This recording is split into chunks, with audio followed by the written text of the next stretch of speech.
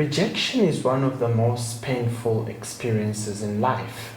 Many of us carry wounds that we haven't been able to heal from or don't even know how to heal from. And so today we're going to be touching on the topic of rejection. And one of the questions that we're going to be focusing on is going to be, what do you do when you've experienced rejection so many times?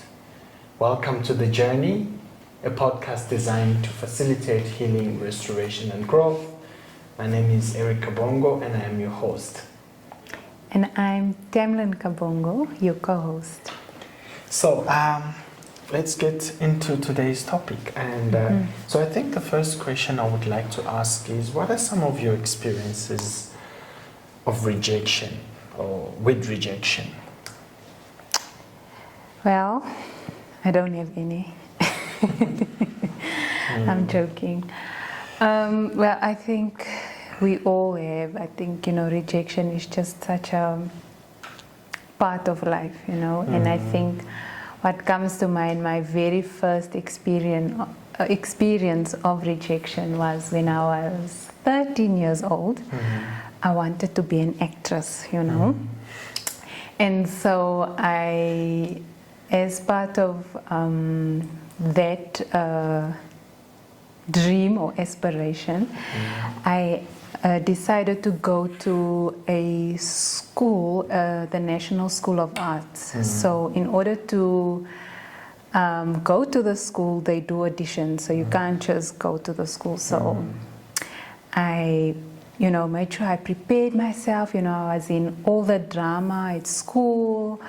My mom and dad put me like in an acting, speech and drama class, like preparing me now for this. And I also got like because you had to apply for two things, right? So I did for acting and for dancing. So my parents paid for like a dancing coach and everything, and prepared myself now for these auditions. So anyway, went to the audition and didn't get accepted, right? And my mother even went back for me to fight and said no, because it was like so many people auditioning, so you'll have like a group thing that you do, and then they already choose from the group, okay, you know. But I didn't go in for like an individual audition. So my mom went and said like, no, this is unfair, you guys didn't even get to, and she organized for me on another day to go and audition. And so, I went for more classes and whatever, and I went again to audition, and then they still rejected me, and I was so discouraged, because I thought this is my career path, if I'm not at that school, how am I gonna pursue that, and I think what made it worse was that I had other friends as well that auditioned with me that were at my same primary school, and they got in, and I was the only one from my school that didn't get accepted. So it just kind of made it even worse, so yeah, and it was just so discouraging, and so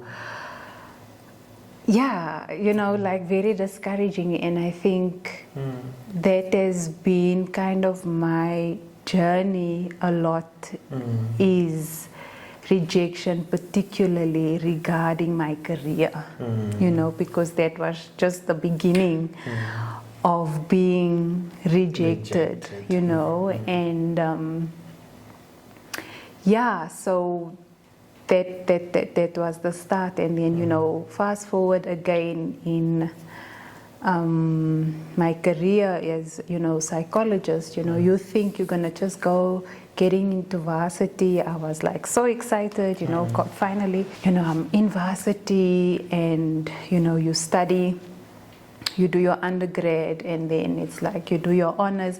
And I still remember even saying, hey, you know what, people always say, life doesn't work out the way you think it will work out. And I'm my life is working out quite The way I thought, it would. And so, yeah, finish my undergrad, I get into honors, and then need to apply for masters. I apply for masters, and I get rejected, and again, that same feeling that I felt, when I was in grade 7, I felt it again, but this time it's 10 times worse, because it's like, okay, what do I do now? Because with the degree that I had, like, you can't do much, really, so this was like, what do I do now? I studied so hard, and all of a sudden you don't get in, and then I try again for the second time, and I get rejected again. And yeah, I think that one also just, I was like, okay, you know what? Clearly, psychology is not my thing, I'm not gonna pursue this thing. And yeah, that has been my experiences of rejection. Yeah. And how do you think being rejected so many times impacted you? I mean, you obviously start questioning your ability, right? You start questioning your purpose, because it makes you question, like, okay, is this for me? Like in when I was in grade 7, I was so convinced that was what I wanted to do, and that wasn't. And I had my father to speak to me, and he told me, you know what, Tammy, God always has a purpose, and he could say, like, maybe that's not where God wants you to be. And I went to a high school that I absolutely enjoyed and loved, and I understood afterwards, like, okay, Lord, I know why you didn't want me to go to that school. And when I think back, I'm like, really acting like, that's definitely not for me.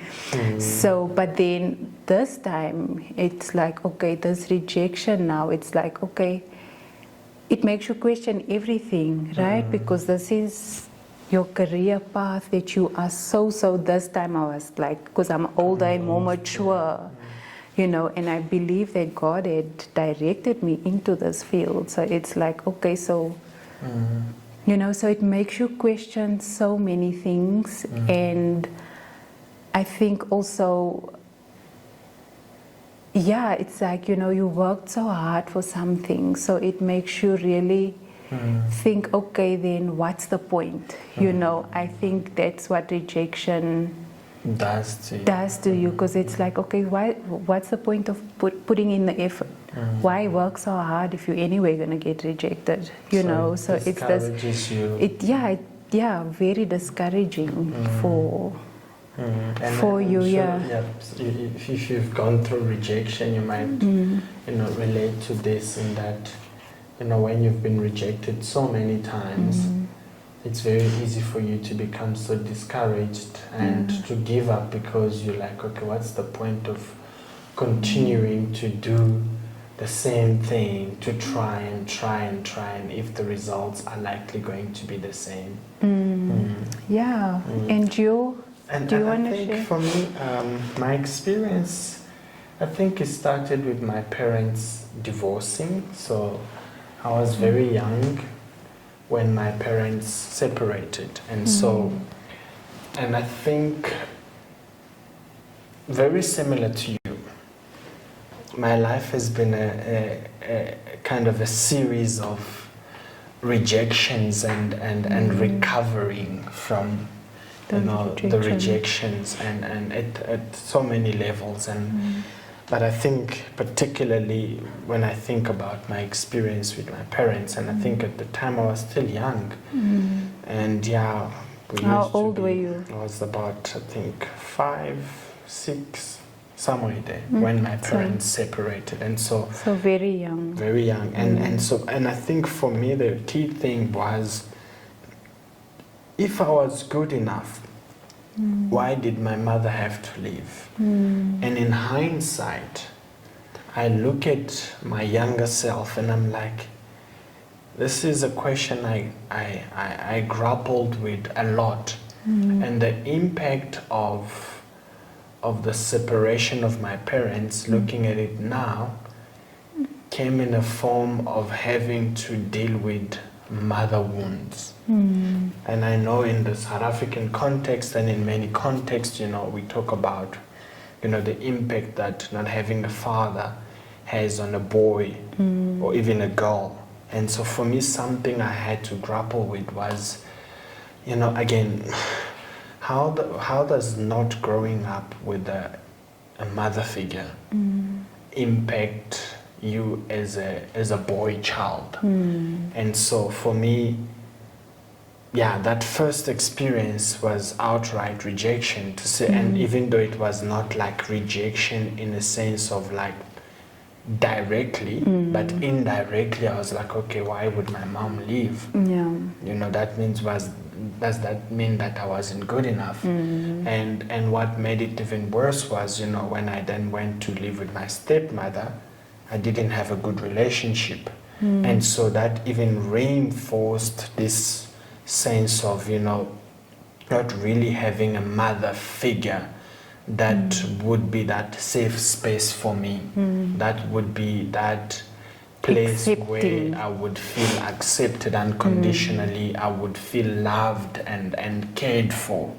Obviously, by God's grace, that came very late into my life. But I think my first experience was, my parents separating and me having to grapple with the sense of, and a lot of the times I would be asking myself, what would life be like if my mother was around? If I didn't have to go through a lot of what I went through with my stepmother, and so she wasn't there, and fast forward to when we kind of reunited, I also realized that she also had her own issues, and I think the challenge became, how do you ask to be parented by a parent who herself still perceived herself as a child needing to be parented? And so that impacted a lot of our relationship, in that to this day, I relate to my mother as my younger sister more than my mother. And so there's almost like a sense in which she herself still feels like she needs to be mothered. And so how do you ask of someone to be your mother when she herself perceives herself as not good enough to be able to be your own mother? And I think it's not like a straightforward, this is how I was rejected, but I think this particular story really speaks to how, sometimes the message of rejection is not outright. It can be implicit in what happens to you, whether it's growing up or just, generally in life. So I think that's... And I think it's again like your perception of rejection, right? So do you want to share a little bit about how that has impacted you, like your perceived... you perceiving that your mom rejected you. And I think, again, I will speak generally. Again, when you talk about rejection, there are many ways in which rejection impacts you. But I think the first thing that rejection does to you is it nurtures in you a critical voice, and this critical voice becomes the voice that constantly reminds you of the fact that you're not good enough. And so, say for example, if you've constantly been told you're not good enough, you've constantly been criticized, sometimes even as parents, we parent our kids in such a harsh way that they grow up internalizing all the criticism, all the things that we point out to them that are not good enough. And what that does is it then plants the seed for issues related to self-esteem, issues related to self-hate even, issues related to like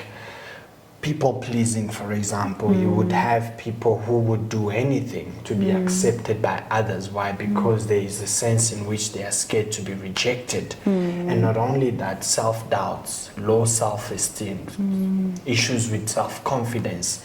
All of these things are nurtured in someone when they have been exposed to constant rejection from a younger age. That is one. And I think another one, and especially for me, was seeing how my experiences of rejection almost kind of influenced how I form and maintain relationships. Obviously, this is something that through therapy and just my own journey of self-development I've been able to work through. But one of the things that I found that has impacted me is, for example, you would see that I am a very avoidant type of a person. I avoid intimacy, I avoid connection. I'm very independent. Now I'm aware of it. And it was something that, you know, even in our marriage I struggled with, because, you know, I would be so independent that sometimes the independence is as a result of a fear of depending on someone, because you know that there was a time when you depended on someone and that someone let you down. And so you then learn that instead of depending, you might even say, I don't actually need anyone. I'm fine by my own. When in actual fact, no one is an island. We are social beings. God himself created us so that he could be in relationship with us. And because we are social creatures, we need each other. But when you've been through rejection in relationships, you can become so closed off, so distant, so independent, so that it becomes unhealthy, because you feel like you can live on your own. And somehow you find a reason to justify that and make it make sense. You can even find pride in that, when in actual fact it's an unhealthy thing. And another way is the other side, where you've been rejected so many times that you become so scared of being rejected that you become dependent on others. You become so people pleasing. You would do anything just so that people don't reject you. And in that sense, it also becomes this thing where you need emotional validation from other people. And that can also be another side of the extremity that is not healthy. And I think that middle place is important, where, yes, that interdependency, where you are able to depend on yourself in a healthy way, but at the same time depend on others. And so rejection has a way to either push you to one side or the other. And so for me, it was the more kind of independent side of me that kind of was nurtured, and I only came to realize it later on. And by God's grace and through therapy, and I have been able to make a lot of progress in terms of just, you know, healing from those wounds of my early experiences with mother figures. And I don't know, from your side. I think just more in terms of, because I already spoke about, you know, really how discouraging it is, you know, and like I said, it discouraged me a lot, like to, it took a lot for me to go back and then apply, you know, for masters for the third time, because I was so discouraged. I ended up like just settling, because that's what you can do. You settle for, no, I don't need to be a psychologist, it's fine, you know. I went on to study, you know, psychometry, got a job in that, seemed to be quite comfortable, you know, in that, until God started working on me again and told me now, okay, now you need to go, But yeah, you end up settling, for less than what you're actually supposed to do, because you end up being so discouraged. And, just thinking, about it from just God's point of view, like the point of our podcast really is, like we said, healing, restoration, and growth. And it's really about our relationship with God, and how He wants us to draw near to Him, and certain experiences kind of are obstacles for us to relate to God in a deeper way, in a better way. And rejection is definitely one of those things, where you're scared to open up. Like you said, you can become avoidant. And the same thing with God, you can end up fearing that He will reject you, because like your experience where it's like, my own mother, the one person that is supposed to love you unconditionally has left me and rejected me, so what makes me think that God will accept me, and one of my my favorite verse, which I say all the time, is Psalms 27 verse 10, when my mother and my father forsake me, the Lord will take care of me. And I think that's just like such a promising scripture, is that the Lord is saying, even if your mother rejects you, even if your father rejects you, I will never reject you. I will always take care of you. And I think, it's just the lie of the enemy.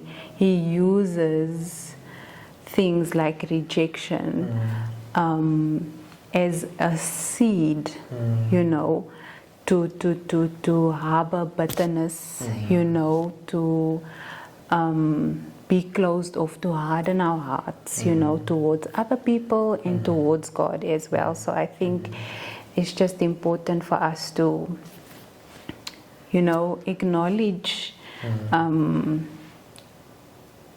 those things in our heart that cause it to be hardened. Yeah. And I think also rejection affects us differently depending on our age and the level of maturity, because I would imagine as a child there is a sense in which you are expecting your parents to take care of you, and because you don't have anyone else to rely on, they are basically your whole world. When that happens, because you don't have the emotional maturity to process that, it hits differently. Yeah.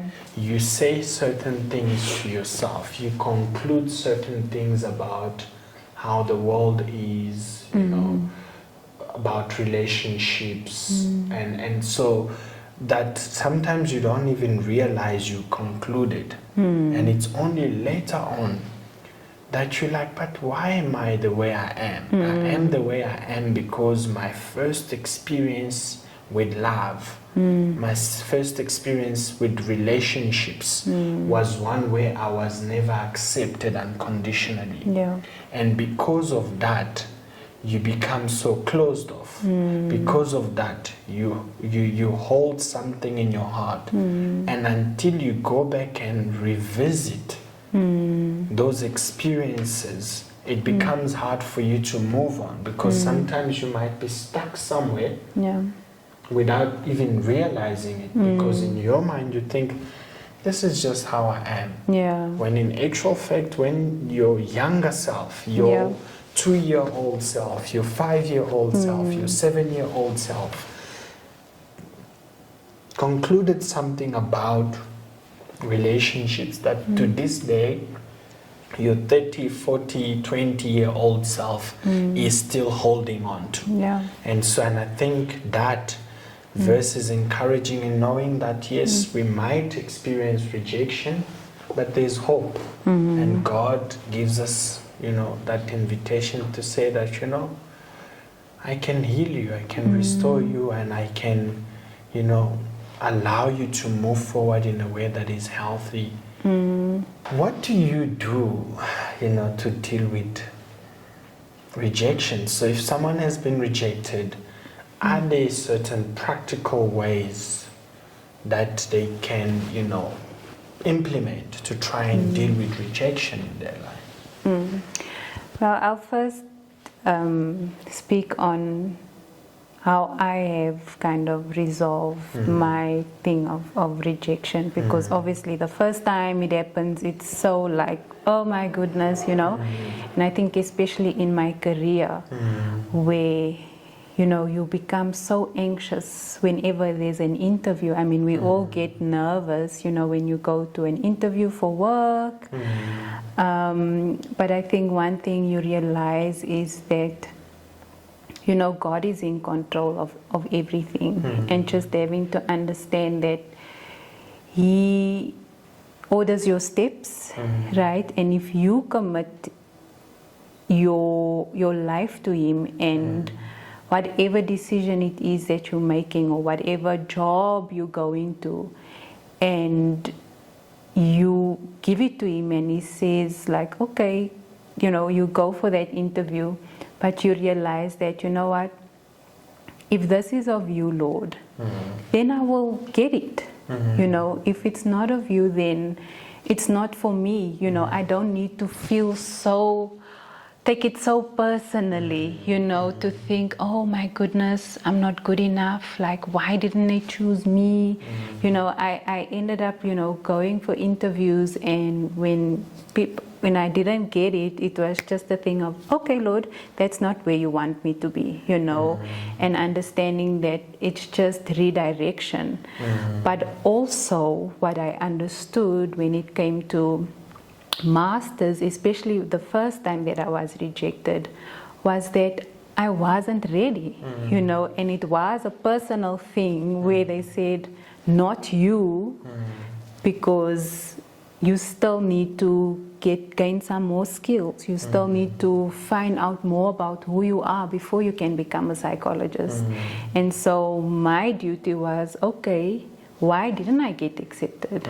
Okay, you inexperienced in this, and I volunteered, I went to find out really what it is that I love and I'm passionate about, so that when I came back again, I was better in my interviews, and then the last, I really just surrendered it to the Lord, and I got in, so there is having to differentiate between what is the rejection all about. Is it because the Lord doesn't want me here, or is it really something that I need to work on, but not take it like that personally, to say like, oh my goodness, I need to be so discouraged and distraught. So I think that is, how I have kind of managed to deal with the rejection in that area. And I think just in terms of, from the Word of God, always going back, God always, He invites us to feel our emotions, right? He gave us our emotions for a reason. And rejection hurts, especially when it's from people that you love, And so in His Word, I know, like this Ephesians 4 verse 26, it speaks about anger, right? To say, be angry, but do not sin, because temptation, it lies at your door. You giving to the tactics of the devil. So it's like, when you feel hurt, when you feel rejected, I'm just using the anger as the emotion. We're not saying that it's specifically rejection. And just to add to that, whenever we see anger is often a mask to other emotions. So someone might be so angry. What they might actually be hiding behind the anger is hurt. And that hurt could be coming from having been rejected or some form of fear of rejection. So when you talk about anger, or the Bible speaks of anger, what it also referring to is like, anger is kind of the mask But there is more underneath that. Yeah. So true. So true. Yeah. And what is saying in Ephesians is that, we can show that emotion, but don't sin, so it's like show your emotion, the hurt, the pain, whatever, but don't sin because of it, Acknowledge how you feel, because the devil is like waiting for that, for you to dwell on it. He wants to take that emotion. It's like a seed, and he like plays with it so much. He starts to lie to you, and make it about you. That's where we start, internalizing the stuff to say that, oh, it's because, like you were saying, I'm not good enough. Whereas we know now as adults that divorce most of the time has nothing to do with the kids. It's the adults' unresolved issues. But you as the child, you think it's because of you. And the enemy feeds on that, and the more you internalize those things, like, okay, you are not good enough, you are unlovable, you're not worthy of it. You start believing those things, and then you start acting from the place of it. So it's like, be careful. Guard yourself whenever you are hurt. And I think I love this book that we read, the parenting, Getting It Right, from Andy and Sandra Stanley, and they speak about, teaching their kids how to guard their hearts. And I thought that, some of us, we are kids, and we are children of God.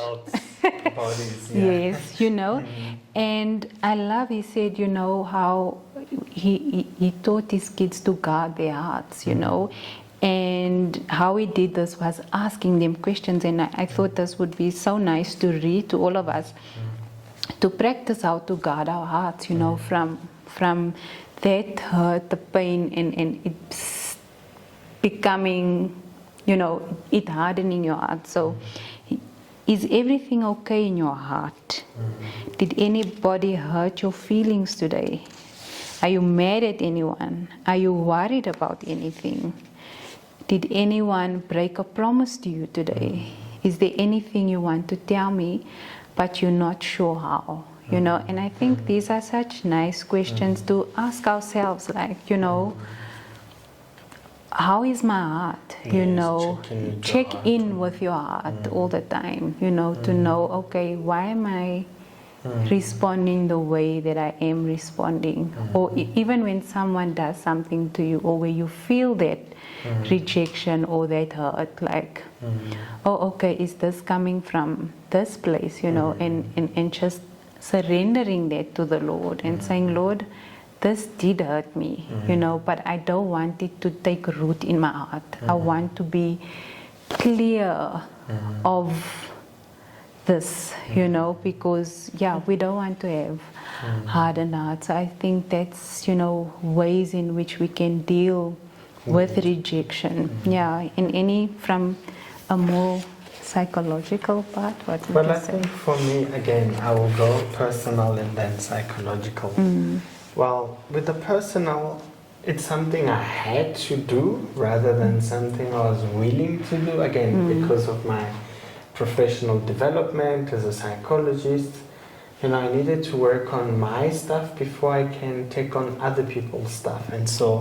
And part of that journey for me was like, going back and just processing everything that happened. Why am I the way I am, And so that brought a lot of awareness in terms of, I see where this is coming from, this mother wound, this is where it's coming from. And God has been so gracious to me to bless me with so many mother figures in my kind of journey.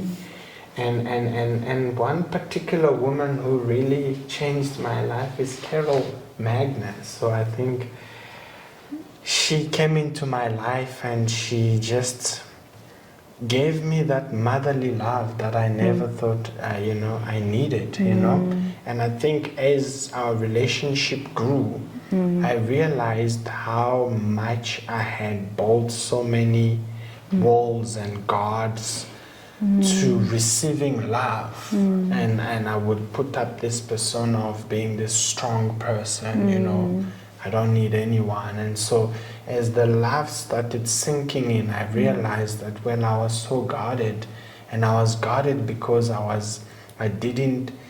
struggled to trust other people, and I struggled to trust other people because I didn't want to be hurt again. I didn't want to be disappointed again. And so just growing into that relationship with her made so much, you know, changed a lot. And not only that, but my sister, who, by the way, you know, came all the way from the Congo to walk me down the aisle. And I think for me that was such a memorable moment. And this is almost kind of it was the pinnacle of a relationship we had started since when we were children.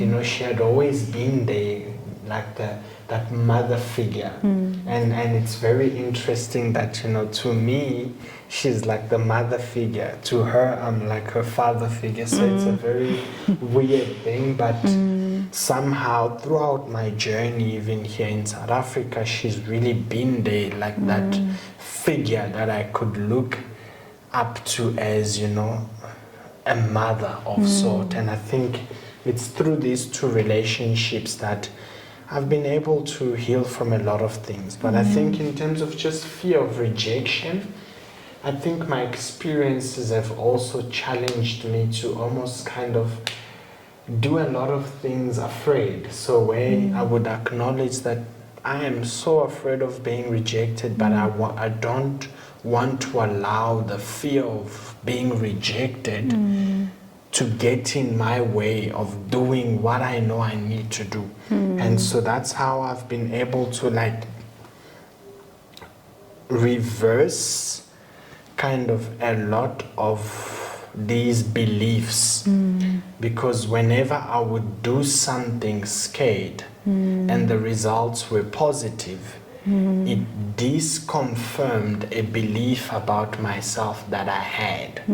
If I thought I'm not smart enough, but I would do it scared to prove that maybe I could be smart, and then the results are good, then I'm like, oh yeah, I'm not as dumb as I thought I was. I'm just a little bit smarter. And so that then built a lot of experiences that I could draw from to then balance the negative, the internal self-critique, the anxious part of me with the reality is that, you know, you've got so many positive experiences to draw from. And something that really helped me was this formula where I would often ask myself, you know, what is the worst that could happen about this situation that I'm going through?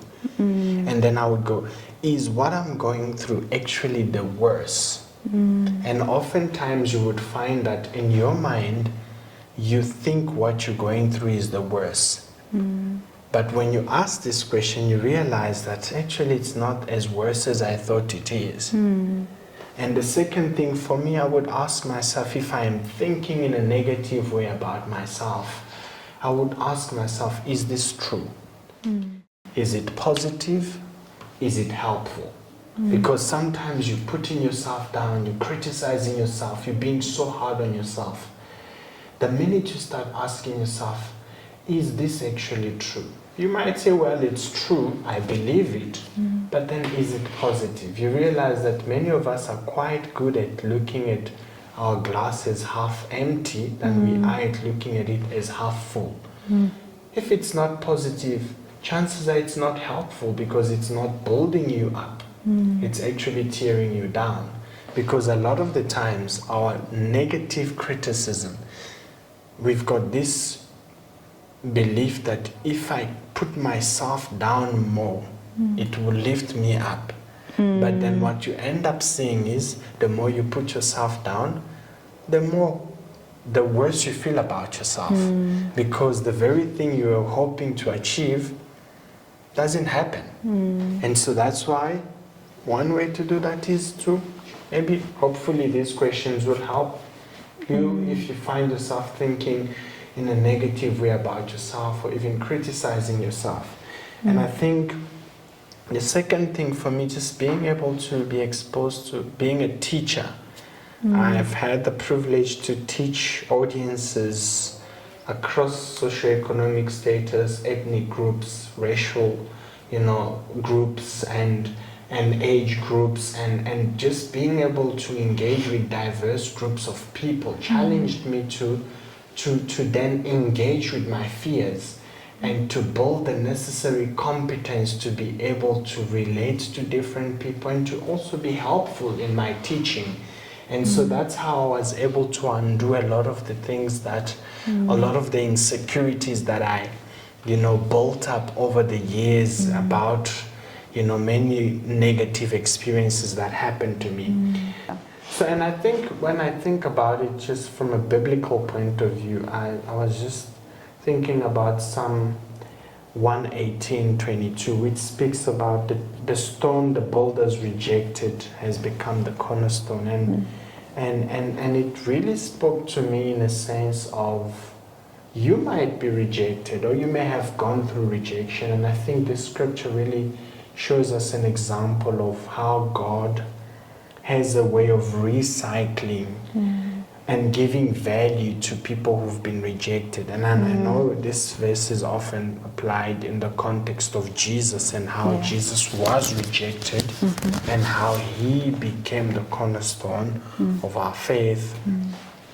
And for me, I feel like Jesus is our model to say that if he was rejected by his own and God was able to use him in a valuable way to bring about salvation and redemption,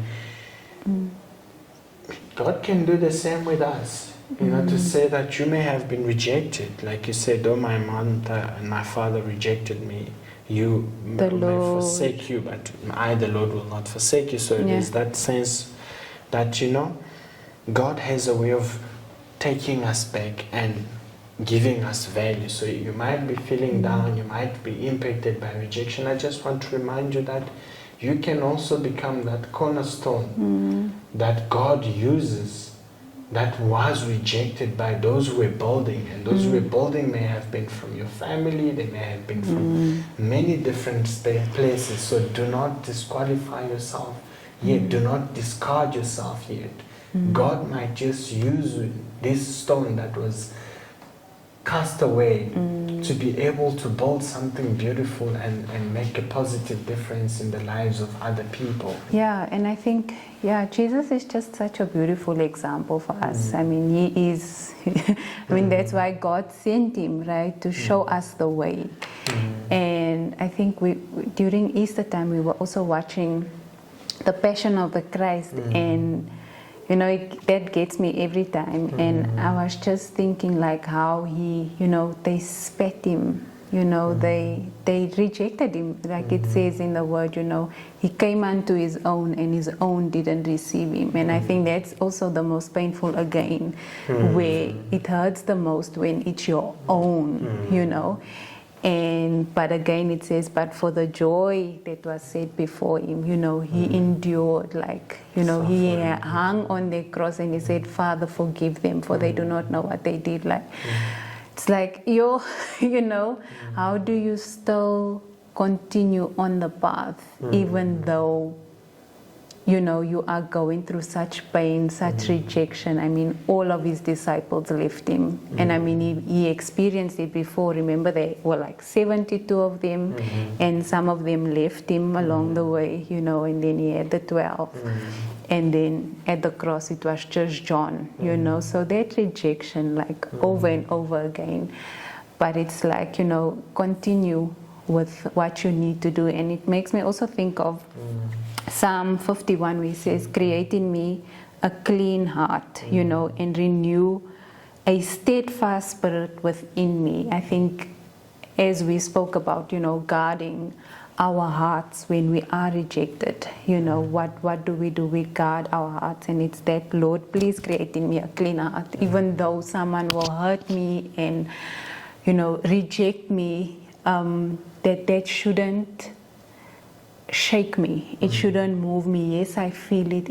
It's painful, but give me a steadfast spirit. That means that it doesn't matter what happens around me, especially hurt, pain, that it won't impact my character and who I am, and that I will still continue to do what I need to do, still be kind. As you'll see in Ephesians 4 verse 26, where it says, be angry but do not sin. And afterwards he says there, instead be kind to one another, tender-hearted, forgiving as, Christ forgave, So, yes, you can be hurt and, and it's not easy. I'm not saying it is easy, but God will give you the grace, like you said. Lord, please help me to be steadfast. Help me to still not treat other people the same way. Help me also not to reject other people, like you say. You tend up to put up this wall, and it's that like, okay, I just won't let anyone in. I will also reject other people. I will also make people feel like they're not good enough, because that's what happens, right? Where you start what you are feeling inside, you start making other people feel that way. It's that projection, like, oh, okay, I don't feel good enough. I don't feel, so I'll make you feel not to be good enough. Yeah, not good enough and whatever. So I think, especially for us as Christians, it's like, Lord, help me, not to become bitter because of this, and so I think that's... Yeah, and I think just some practical ways that, if you are at home, you're like, okay, are there certain things that I can do to start that journey of healing from rejection? And I think the first thing is you need to forgive yourself for being so hard on yourself. And a lot of the times it's gonna be hard, because sometimes we're so hard on ourselves. We're so hard on ourselves because others were hard on us, and they taught us that the only way you can relate to yourself is by being hard on yourself. So start by forgiving yourself when you make mistakes. Forgive yourself, understand that you're human, and not just from a cognitive point of view, from an emotional point of view. Understand and forgive yourself. Be kind to yourself. And not only that, if there's someone who's rejected you, who's made you to feel a certain way, forgive them, let them go. Free them. Understand that they are also just human. You may have had expectations of how they should be, what they should do, and they disappointed you. The best thing you can do is to let them go. And in letting them go, you are allowing yourself to free of yourself of whatever energy you may have invested in that person. Because holding a grudge hurts us, because we give power to the other person to dictate how we should do things. And so for as long as you hold this grudge, this person still has a hold on you, because you've invested of yourself in them. That's why when you hear of them, when something is mentioned of them, it does something to you. That means they're still influencing you. So if you are able to forgive yourself, forgive those who've hurt you. And the third thing is you need to learn to treat yourself as someone that you are responsible for looking after. We are very good at looking after other people, but often we are not very good at looking after ourselves. Now, if you start treating yourself with kindness, with patience, as you would do someone that you are responsible for taking care of, you will notice how different your experience will be in terms of how you just go about your daily life. And the last thing, I think you need to learn to replace your criticism with a compliment. Many of us struggle to compliment ourselves. Sometimes all we see is the negative, that the positive is almost non-existent. And maybe the challenge is, before you can look at the negative, can you think of one positive? It could be in something as simple as you performing a task. Sometimes you look at something that you've done and you're like, yeah, by the way, I could have. You can list all the things that you could have, because it's very easy to look at the negative. But can you challenge yourself to say, hey, what have I actually done well? Oh yeah, I did that well. At first the list is going to be short, but the more you practice noticing the positive, the good, the compliment, the easier it becomes for you to identify them, and then you will relate to yourself from a place of positivity rather than just focusing on the things that you're not good at, the things that make you feel like you're not good enough. And along the way, be patient with yourself as you see the results of the positivity compounding to hopefully then change the internal critique that you nurtured into a more positive voice, or at least a more balanced one, where you're able to acknowledge that I have strengths, but I also have weaknesses.